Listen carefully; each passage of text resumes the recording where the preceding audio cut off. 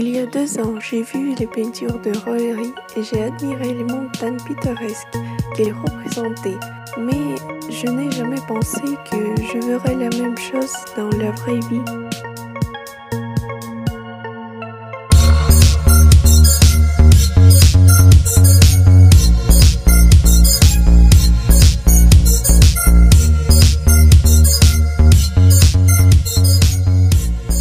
Chaque ville a son aspect unique, laissé par son histoire.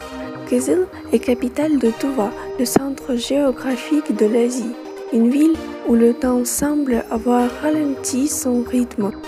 Vous vous promenez dans la ville et vous vous demandez, suis-je entré dans l'époque soviétique? C'est déjà les premières minutes passées à Kızıl. J'ai déménagé à Kızıl de Nijni Novgorod il y a 1 an. Il était difficile de s'habituer aux différences climatiques et changements des fuseaux horaires. Il n'y a presque pas de nouveaux bâtiments, même dans le centre-ville de Kızıl.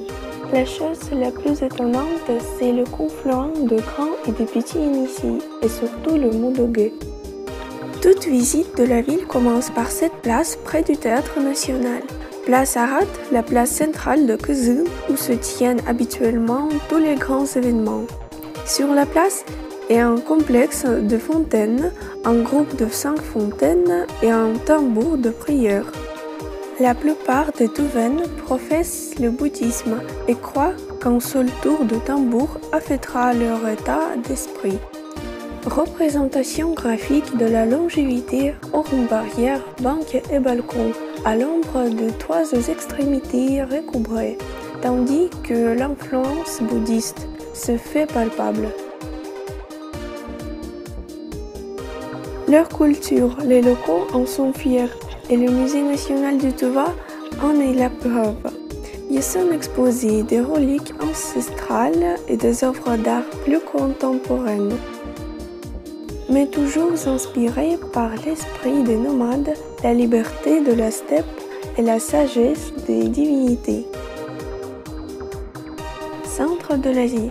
Sur la promenade, la principale et peut-être la plus célèbre attraction de Kızıl est la haute mince obélisque. Kızıl est situé dans un endroit unique, le centre géographique de l'Asie. Donc, ses coordonnées sur la côté de l'initié sont marquées par une flèche de 10 mètres qui est basée sur un globe protégé par des lions. Datsan Seçili. Les bouddhistes de Kızıl vont faire du yoga et méditer dans ce petit temple d'Uy.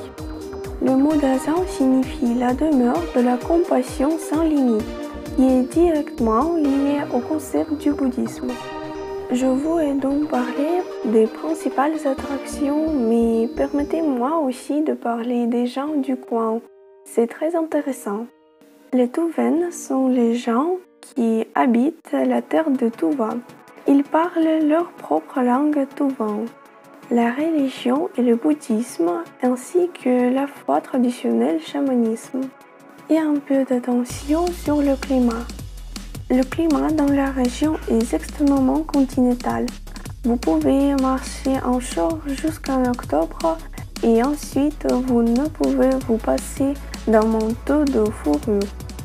En Kızıl peut être jusqu'à moins 50 degrés en hiver et jusqu'à plus 50 degrés en été. L'hiver dans la capitale du Tuva est rude non seulement à cause de la basse température, mais aussi à cause de la suie terrible. C'est parce que la ville est dans une fosse. Et il n'y a presque pas de vent ici en hiver. En conclusion, Kızıl est une ville qui sera intéressante à visiter pendant quelques jours pour apprendre sur les gens locaux et à regarder la culture. Mais il est très difficile de vivre ici si vous n'êtes pas local. Merci pour votre attention.